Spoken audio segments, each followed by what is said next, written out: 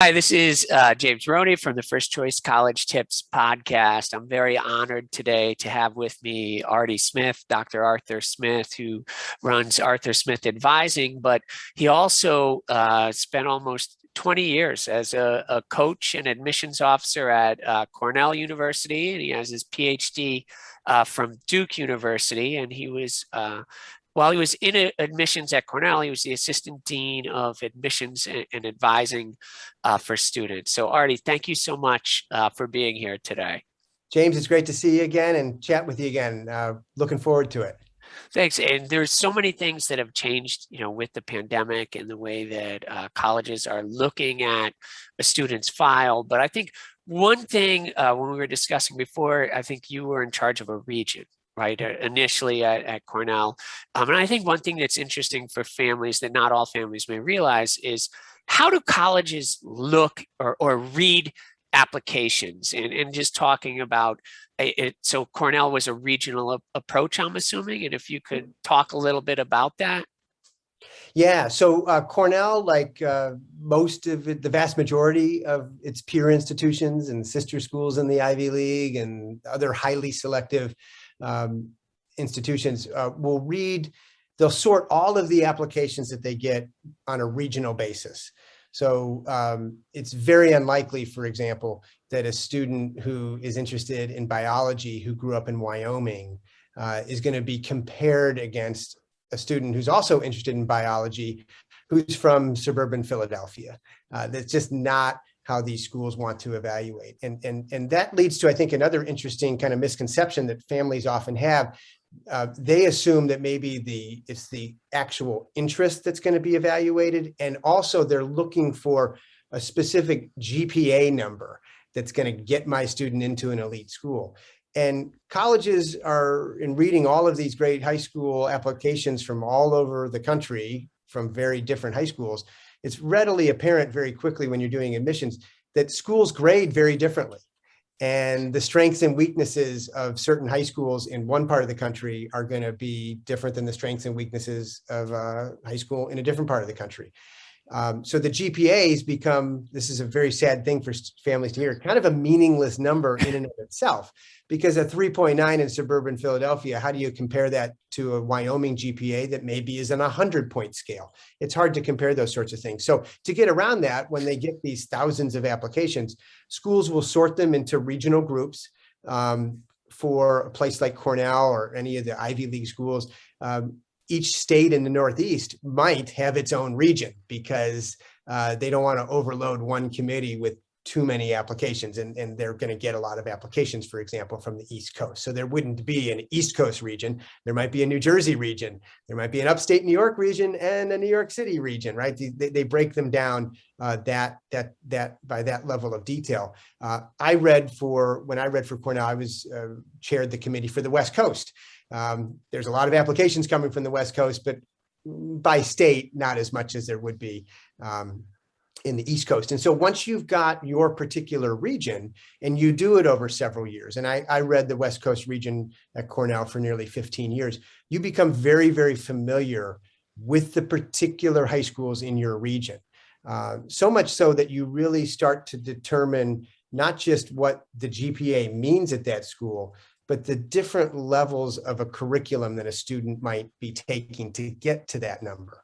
I'll give you a kind of a story that I've always loved sharing with people. When I inherited the West Coast region from my predecessor, who had read it for almost 20 years at Cornell, he gave me some really good advice about a number of schools. And one kind of illuminates how detailed these admissions officers get in understanding their region. There was a high school in San Diego where he said to me, if you ever get a student from this school who has an A in AP junior year English, you got to admit that student.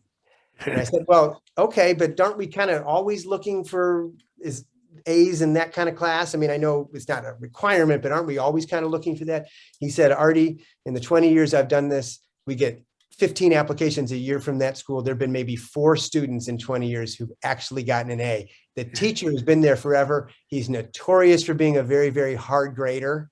And if you find someone who's actually reached an A in his mind, that's going to be a pretty special kid. So anyway, sure enough, about 5 years later, I've been reading that application for 4 or 5 years, and we got an application from that school where the student had an A minus. Now, she wasn't particularly amazing in math. She was doing fine, but she was an excellent writer. She was the editor of her school newspaper, a leader in a number of different activities, and clearly in her essays had a lot of potential as a writer. And she wanted to study English in the College of Arts and Sciences at Cornell. Everything kind of added up.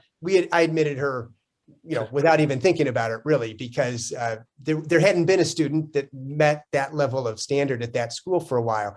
So that's why they do things regionally. They want to understand who are the great students in a particular environment, and they're going to look for those exceptional candidates. And by doing it regionally, as opposed to comparing this young woman to another English major, maybe in Florida, where maybe the schools there are giving more students A's in that classes, that's the better way to determine who is more exceptional. And it brings a few questions to mind. Well, first, my sister used to teach English at a high school in San Diego, but you mentioned it was a mix, so I don't know how hard of a grader she was. She she taught, I believe, at Marian Catholic High School in San Diego. But you mentioned a few things. One, GPA in some ways being a meaningless number in that you're really, I guess now you were at a school where you had the ability, enough admissions officers to put more context behind the numbers, right? Correct. Whereas sometimes the larger state schools may not have that same staff to put that in. But you also mentioned that, some schools are on a 4.0, some are out of 100. Did you have to recalculate to put everyone on an even footing, or was the fact that you knew each school, is that what you had used when you were trying to figure out whether or not a student was academically capable of handling the work at Cornell? Yeah. So first point you made that I should note, certainly at the schools that have the ability to really dive into that and have the admissions personnel to cover all these different regions, that this works a little bit better. When schools have a smaller admission staff and huge numbers, like at the larger state schools, I shouldn't say that GPA is always meaningless, because at some schools that may become a tool that they do have to rely on. And typically with a larger state school, they're looking largely at applicants from within their own state. And so in effect, it is almost a regional thing in general for them, and they have a good sense of the grading scales within their particular region. But in terms of what we would do, it's not exactly a strict recalculation, although I do know some institutions that will do that. They'll just ignore the GPA the guidance counselor has provided, and they'll just kind of recalculate on their own scale, and they'll call a 95 a 4.0 and a 90 a 3.7, or however they want to do that within their own institution. But usually what these selective schools will do is the first thing they will actually examine is the rigor of the curriculum that the student is taking. And at a highly selective school, the Ivy League and the Ivy Plus kinds of schools, and schools that have an admit rate under kind of 20 to 25%, that rigor is actually a lot more important than the actual numerical grade that is assigned. So a selective admissions office would much rather see a student get a B+ in AP US history than get an A in the regular AP, the regular US history course in the student's sophomore or junior year. And so how do you recalculate that on a GPA scale? It's more interpreting how many honors level and AP level classes does this student have? And if one student at a particular school is taking 6 and another student at that same school is taking 3, the student with 6 is going to all of a sudden getting a little bit in the lead, right? Now, they're not going to want to see low grades in those AP classes, but now a couple B's and 4 A's out of those 6 APs looks a lot better than the other student who might have all A's. So it's there's some numerical reconsideration going on, but it's also a reshuffling based on the strength of the curriculum. And again, schools kind of try to do that for the high schools, try to do that for college admissions when they do weighted GPAs, but that's done vis-a-vis different formulas from school to school. So admissions offices are going to look at it through their own lens. And given that they often have admissions folks who have done the same region from year to year, I would often look back at the previous 3 or 4 years at a particular high school and say, well, the students I was admitting the last few years, by the end of their 4 years, had taken 11 APs at this particular school. And if I had a group of students applying in one year and no one was taking more than 6 or 7, it's not that they were automatically refused, but I was looking at them a little bit more skeptically. They were not at the level that we had admitted from that school before.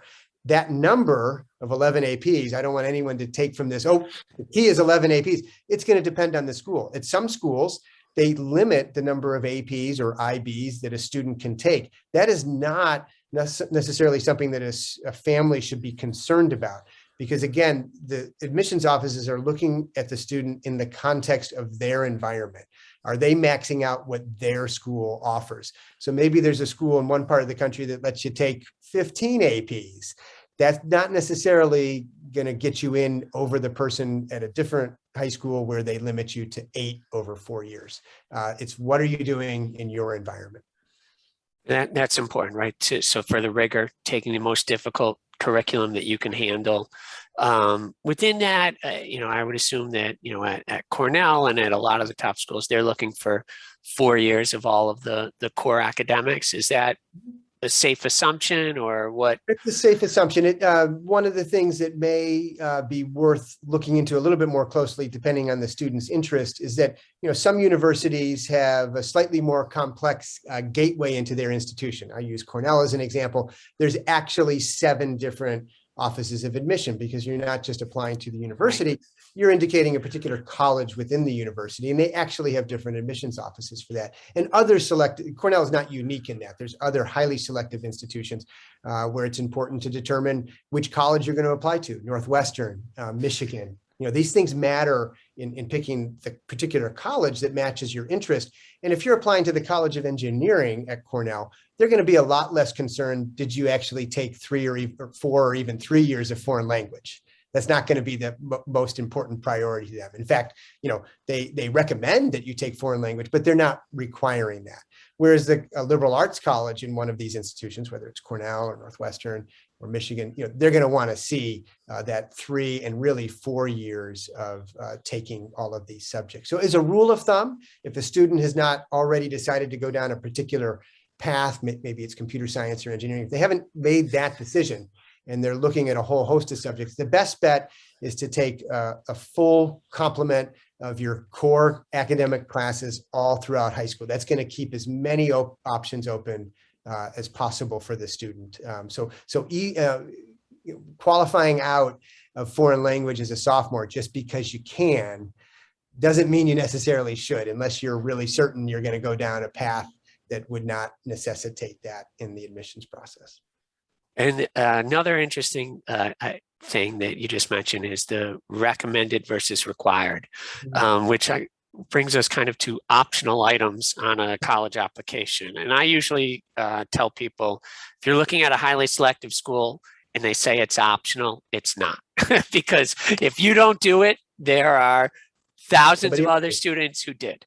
So I guess let's use that as an entree into the different pieces of the application. One of them that has changed, one of those pieces that has changed over the last year because of the pandemic has been the standardized testing, right? And we see that even, prior to the pandemic, there were some of the small liberal arts schools that were going test optional, but I think what the pandemic had accelerated was that larger schools also by necessity went test optional, and most are still, for this coming year, even though they may not have decided yet going forward, but most are test optional. But I think there's only about, less than 60 I've heard that are actually test blind, meaning that they don't look at your scores even if you submit them. So I guess, can you give any input onto how schools would look and utilize the testing? And I would assume before we were talking about how you're comparing schools from Wyoming with California, with Connecticut, New York, Pennsylvania.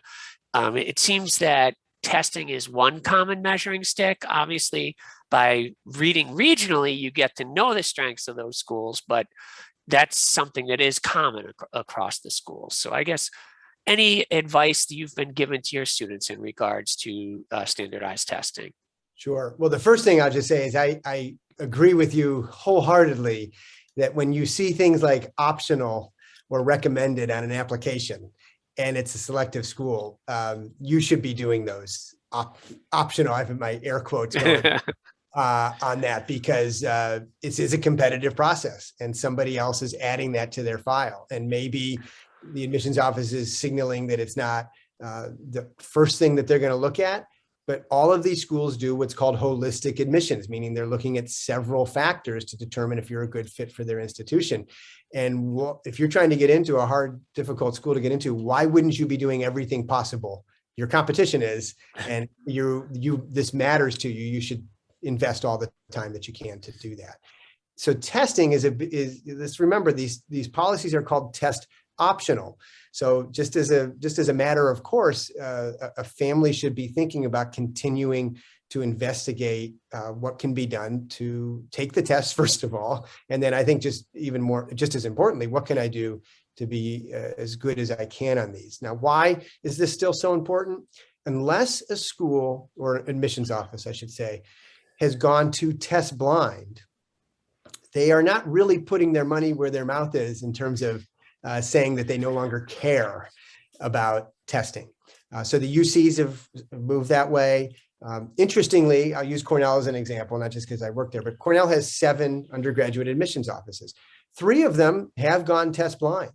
4 of them are test optional. And I can assure you that test scores that come in will be evaluated. You made a really, I think, good point about the trend here accelerated, moving towards test optional. Means, okay, testing is no longer required, but it's optional. This happened because of the pandemic. Students were not able to take tests as frequently or at all in the last 18 months because of health considerations or whatever. And so these colleges weren't going to be able to get applicants if they didn't start reevaluating these policies. That's a very different reason to make this change in policy than the philosophical ones that schools had started to consider years before about whether they really just wanted to value testing for all its advantages that you mentioned. Some schools just philosophically decided we don't need this. But when you're doing it for a pragmatic reason, which is people aren't taking the test, that doesn't mean that you're philosophically really willing to let go of it. So yes, schools in the Ivy League and selective schools that have gone test optional, they will be admitting students who don't submit test scores. I worked with a few last year. It will happen. But students that submit great test scores are absolutely helping themselves. And while they have not released the data, I would speculate pretty educatedly that they're getting it at a higher rate if you've got a great test score. Because again, this was not a decision that these schools went to fully prepared to investigate as an admissions office, fully prepared to let go of philosophically.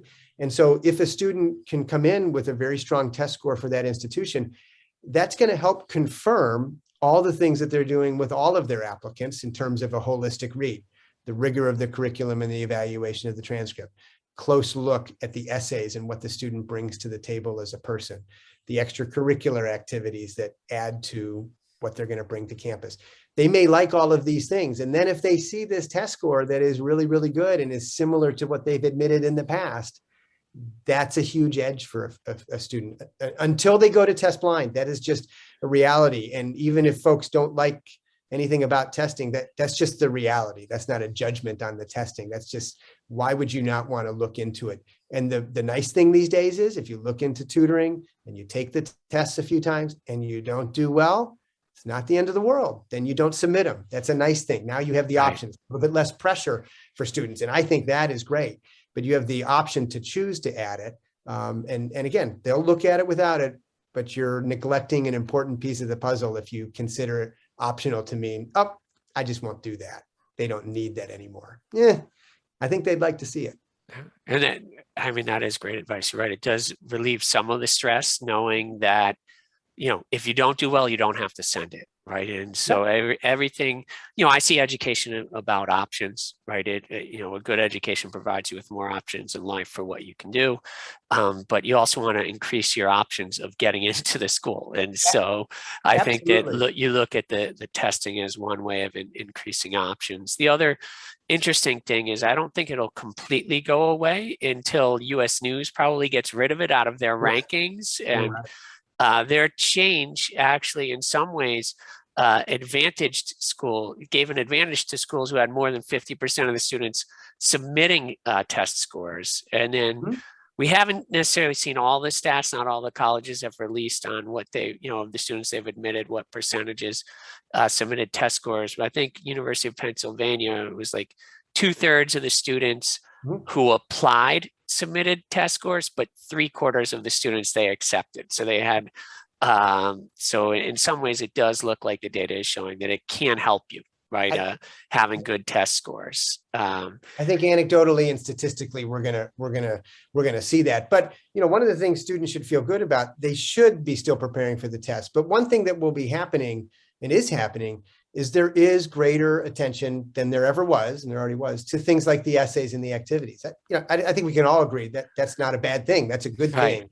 And if it forces admissions people to really dive deeply into everybody's essays, great. But again, I think it'd be naive and not doing everything you can do if a student and a family gave up on the testing option. Why wouldn't you? Especially because there's no penalty now. If you can't, if you don't do well, then no pressure. But then you just double down on everything else. But if you do the great test scores, hey, pressure has been released elsewhere too. We still want to do a great job on essays, but it's not all coming down to one 650-word description of your life either. So that's kind of a good transition to what are the colleges, what are the pieces of the application? If you could just, if you wouldn't mind, just talk people through how do they look at a file, right? If you're an admissions officer, they're not paper anymore, right? Especially the pandemic has made sure of that. And now it's more a digital file. But what are the pieces that they're looking at, and what are getting a little bit more weight now that students may not all be submitting their test scores? Right. So when the application comes in and to a university, and then they sort it into their regional pile, they're really relying on the student submission and then the materials that come in from the high school. So there's the part that, all of this the student has control over, but there's one set of materials that the student is solely responsible for clicking submit on. And what that begins with is what the application that most schools in this country use, which is called the Common Application. Now, there's also a coalition application, and some other, and the UCs have their own, but most schools will use the Common Application, and the coalition is not that different.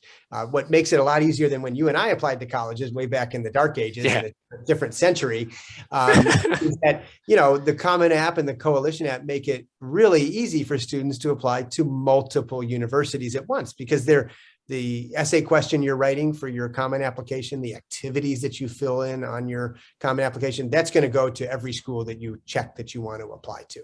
And then selective schools, in addition to the Common Application, will provide a supplemental question that's unique to their particular institution. So let's talk first about these things that the student submits, right? So this Common Application that I just described, this is where the student can really lay out the kind of person they are and the kind of attributes that they're going to bring to university campus through the essay, through their listing of activities. And there's some other general background information that a student fills in that's part of every application in the world, whether it's college or jobs, right? Your address and all that sort of stuff.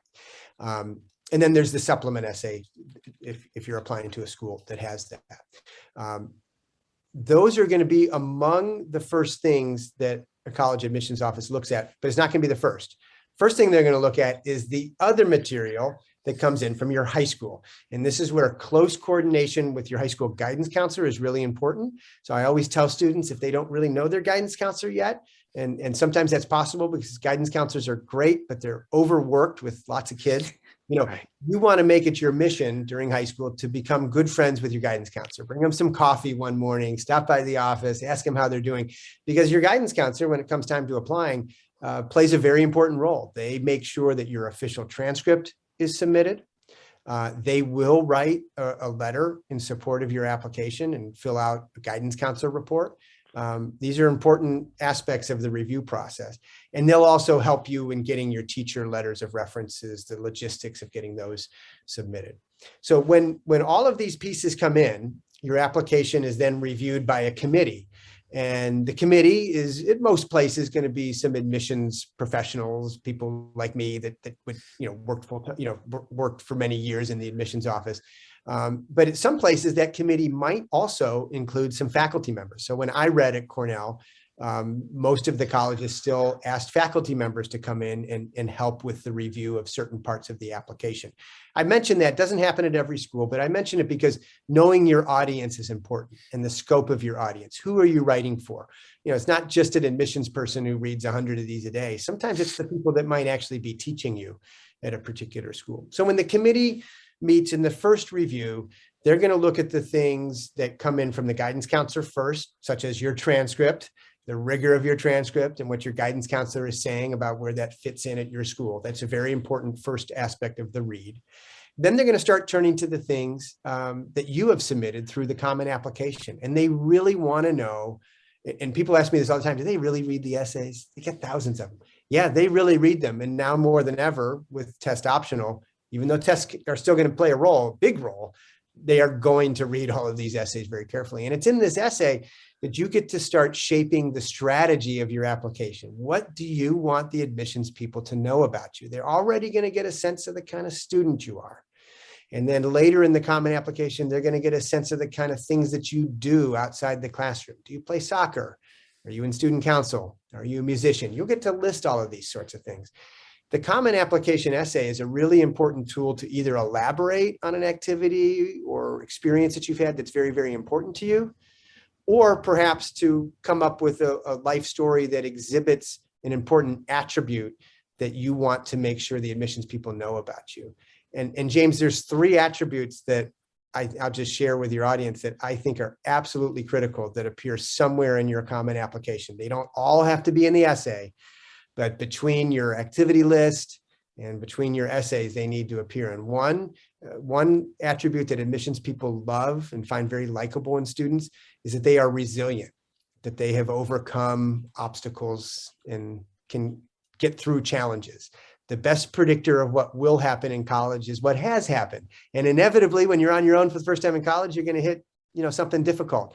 Do you have that muscle in your emotional, state to manage those kinds of things? So they love stories like that. That's one. Another set of attributes that they love to see examples of either in activities or essays is that you're compassionate and empathetic, that you care about other people. This is where community service can be great. This is where stories in your common application essay about helping other people could be very useful.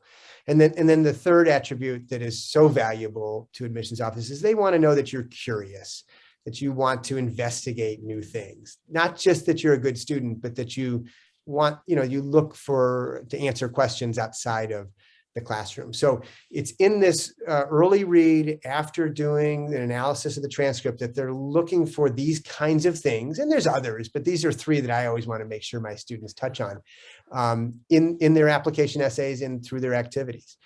If at that point, they feel like grade-wise and execution of the common application that things are looking good, no one gets admitted on the first read, but then you may move on to a second read.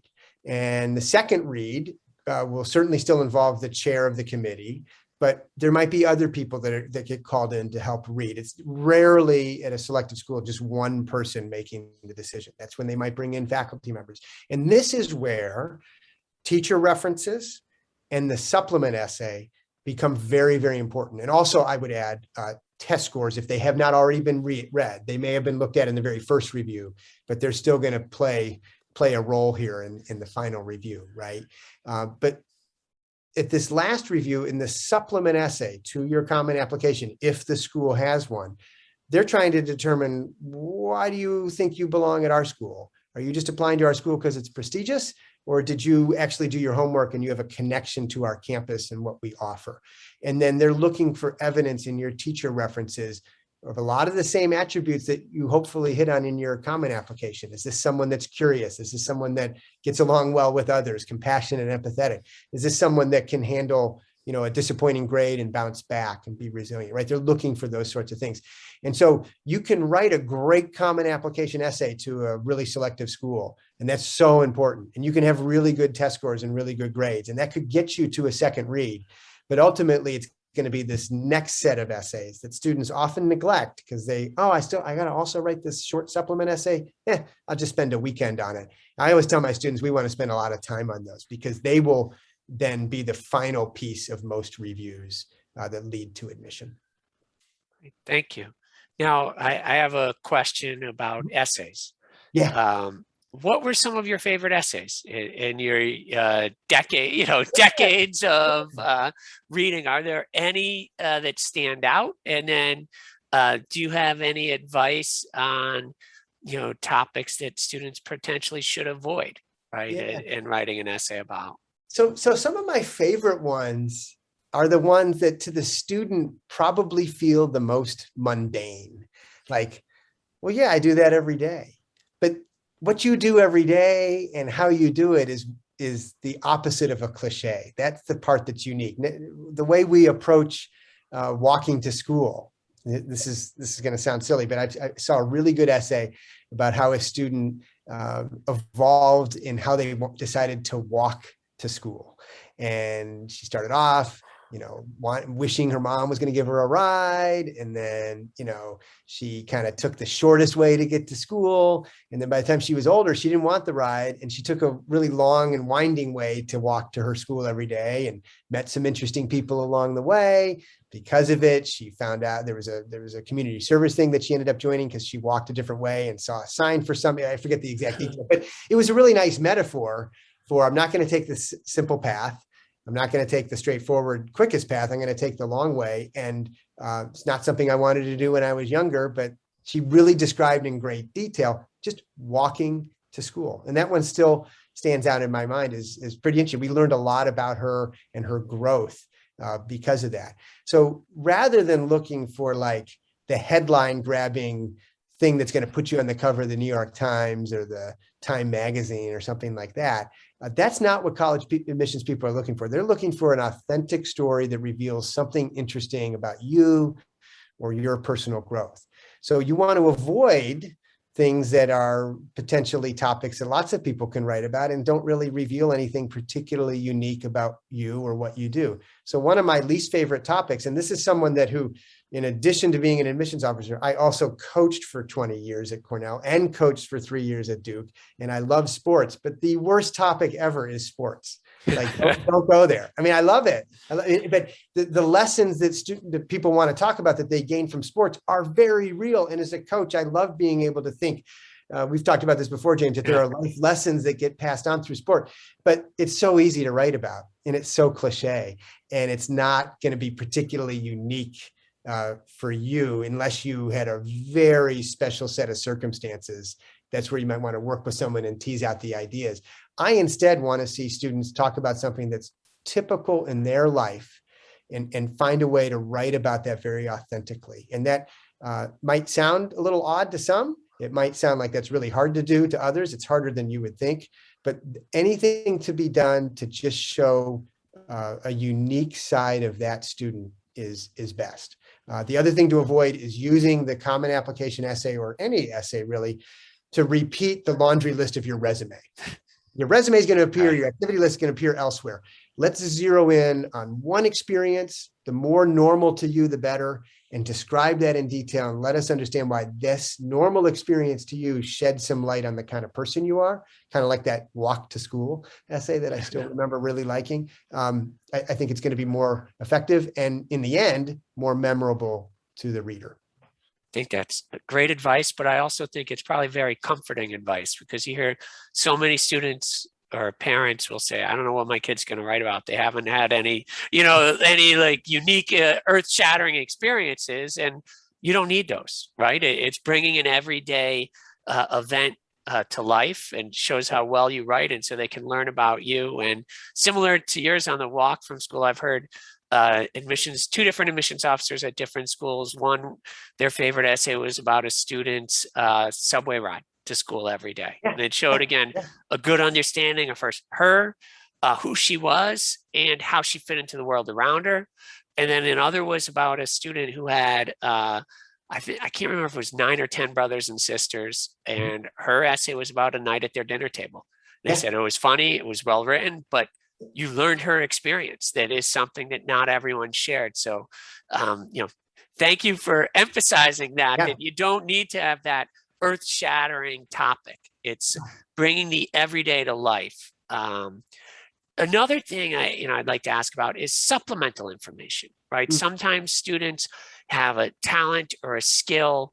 When would you advise that someone, should submit a portfolio or should submit a recording if they play piano? And I think you had mentioned, in your admissions committees that they did have faculty who sat in. And I've talked to other schools where they said, if a student does send supplemental information, they tend to send it off to the faculty to evaluate, to say, hey, is this someone we want at our school? But you're the expert on this, so I'm going to let you talk about that and give the advice. Yeah. So look, I love music and I like to think I can appreciate art, but I'm not an expert necessarily in whether someone's a great bassoon player or particularly good, has a particularly great hand with their artwork, right? So admissions people, when they get these additional supplemental pieces and portfolios, largely they're going to make sure that a faculty member in that particular department would get a chance to listen to it, in the chance that the student is presenting particularly exceptional ability. Because if it's particularly exceptional ability, that is going to move the needle. Now, usually schools have a platform to upload these sorts of things.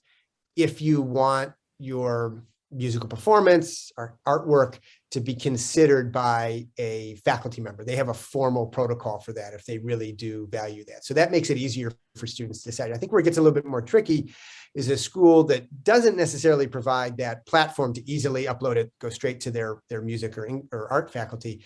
And instead, and also the student knows that this is something I care deeply about, but I may not necessarily want to pursue the orchestra in college, the band in college. I love art, but I'm not going to be an art major.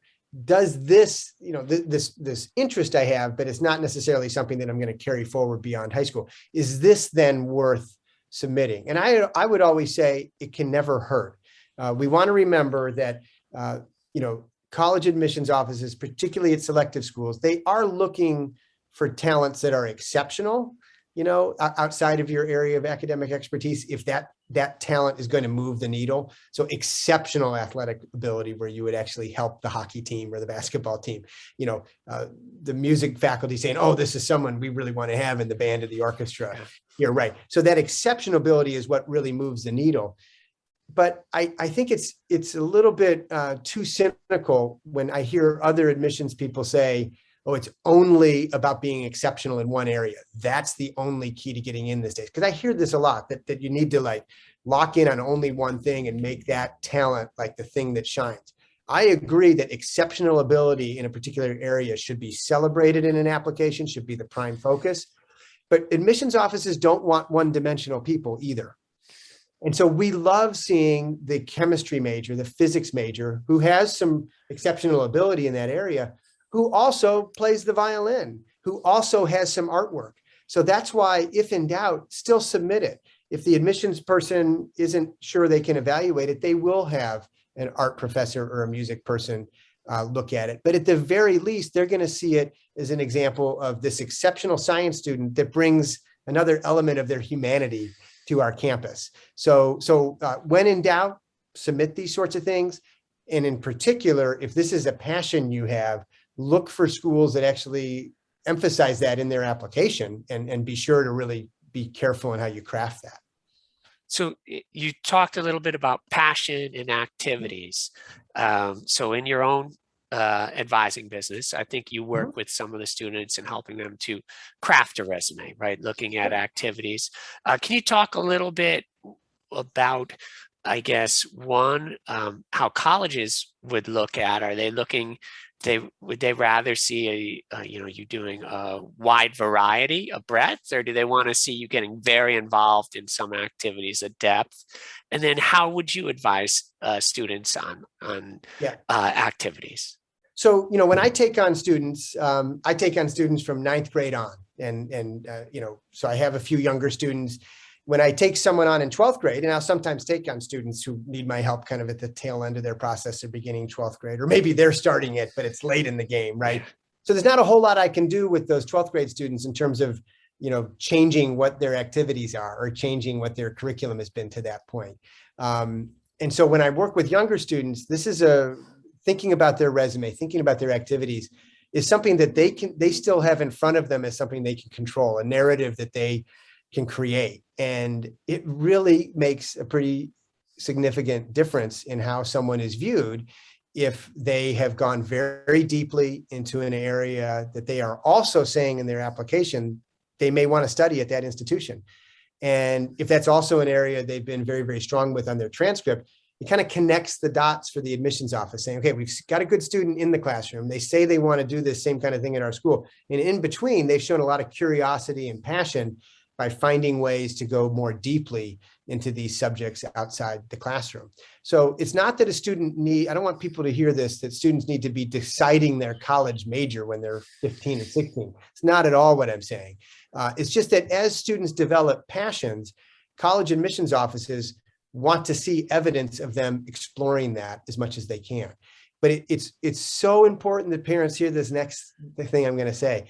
It is absolutely okay for 9th and 10th grade students to try on a lot of activities and discard some that don't work. That is not viewed as a failure by college admissions offices. In fact, they would rather see that exploration in the first part of high school that then leads to a particular passion where maybe you can climb the ranks of leadership in a particular organization, or if it's an academic passion that you invest time that next summer in trying to learn more about it outside of your high school curriculum. But it is a mistake for the 9th grade kid to come in and say, well, I think I want to be pre-med, so I'm only going to do science stuff in 9th grade.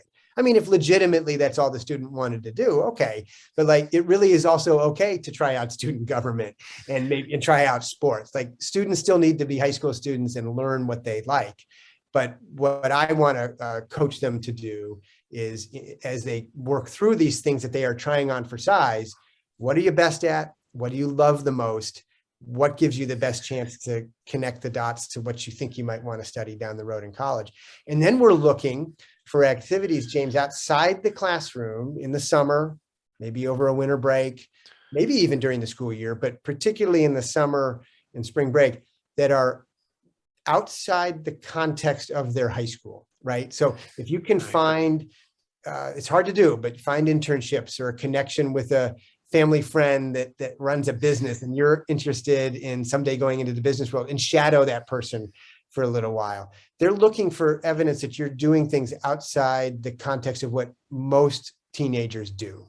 I mean, that's really taking it to the next level. If you could do something that's where you're surrounded by older people when you're doing it, that gives young people great sets of experiences that not every applicant has.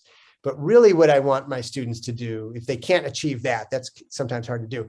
What are activities you can do outside the classroom that display your initiative and your independence, right? So taking a summer course at a college is fine. Nothing wrong with that when you're a little bit younger. But as students get older, I'd rather them not be taking a passive class in the summer. That's not a lot of initiative and independence. And a lot of people can sign up for a class.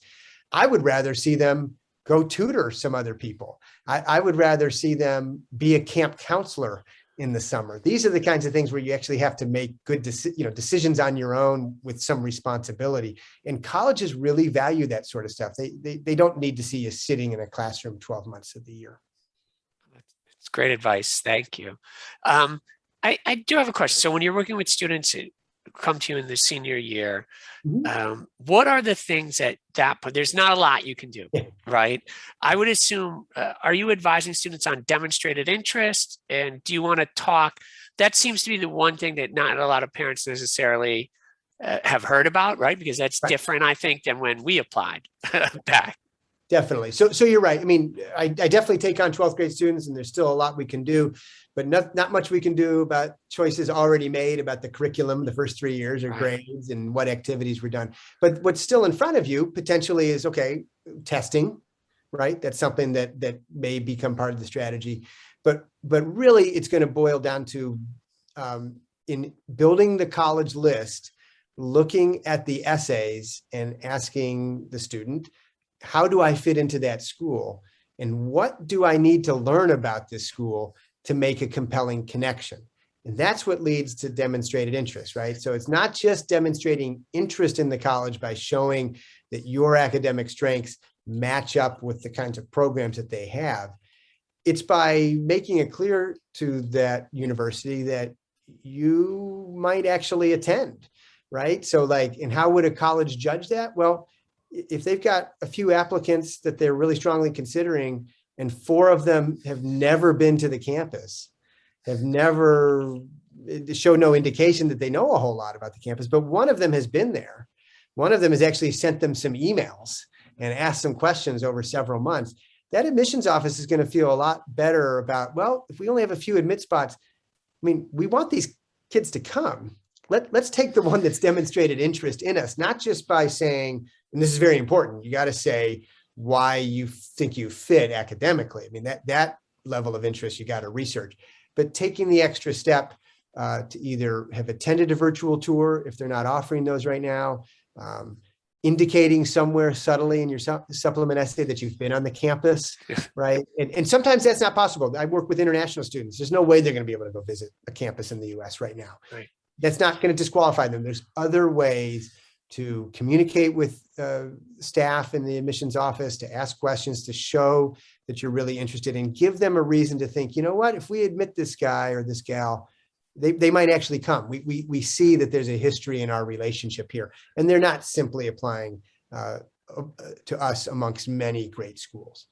So that's how I would try to help someone at this stage. Is we've got the list down to, we've got an early decision school that we've decided to go with, and that's still 5 weeks away. Hey, we've got a few more weekends. Go back up to campus, visit. Can't visit, not a problem.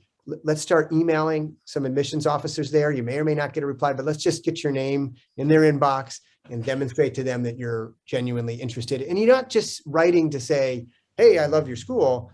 You're asking an intelligent question or two about the institution to start a conversation. Another hot button topic I think you just touched on is early decision. Yeah. First, so 2-part. First, from your experience in working in the admissions office, does early decision improve your chances of getting accepted to a school? And then now, from your role as a college advisor, how do you advise students on whether or not to apply early action or early decision? So yeah, as a former college admissions officer, yes, there's no question that at selective schools, talking about, schools, again, with admit rates generally under 20 to 25%, and the Ivies get down into single digits, that you'll see admit rates 2.5 to 3 times greater sometimes in early decision compared to regular. Now, why is that? Well, admissions officers have a job to do as well. They're trying to construct a class, not just admit people. Constructing a class is who's actually going to show up. And they have certain goals that they're trying to hit. And if they know that a certain group of students is coming and they meet the standards that they've set and that they want, it makes their life a whole lot easier to admit those students when they can. Because again, when you apply early decision, you are telling that institution, if you admit me, I'm going to come and I'm going to withdraw all my applications. So that commitment is what starts to make you more attractive to an admissions officer who's trying to craft a class. And they're looking for all different kinds of pieces to this class. It's not just that they want, the great physics students and the great economics students. Of course they want those sorts of things, but they also want to make sure that they have geographic diversity, that they get students from Wyoming and California if it's an East Coast school. They want to help the hockey team and the football team, right? So you'll see athletes almost always going through the early decision process because they're not just going to admit these athletes because they're athletes, but they're holding a certain number of spots for the athletic department, assuming these students are qualified. And they're not going to do that for them in regular decision because they don't know that they're going to come. And so they start building a class. You'll find that at many of the Ivy League institutions, as much as 48 to 50% in some cases of the freshman class is actually admitted through early decision. Now that's different than the admit rate. It's just that if they have a freshman class of 1,000, 450 to 500 in the end actually went through that early decision gate. And that's pretty significant. And that leads only 50 to 55% that are left with greater numbers, right, in regular decision. So it's not that like all hope is lost because most students are still coming through regular decision. But if a student is particularly enamored of one school and they know they would be happy there, and it is a selective school, it absolutely helps their chances to go early. It's still going to be highly selective. Typically the IVs are between 20, I should lower that a little bit, kind of 17 to 22% admit rates for early decision, but that's a lot better than single digit, right? So you are helping yourself. But I do want to emphasize regular decision. They're still admitting a lot of people. It's now that you're dealing with a much larger group and they're moving through things more quickly, and things can happen that are out of your control at that point if they've already started to build their class. I would also add that if you're a student from a different part of the country than the school you're applying to, I mean, I don't really have the stats to back this up, but my feeling has always been anecdotally and personally that you have an even greater advantage in early decision. Again, they're trying to yield students from different parts of the country.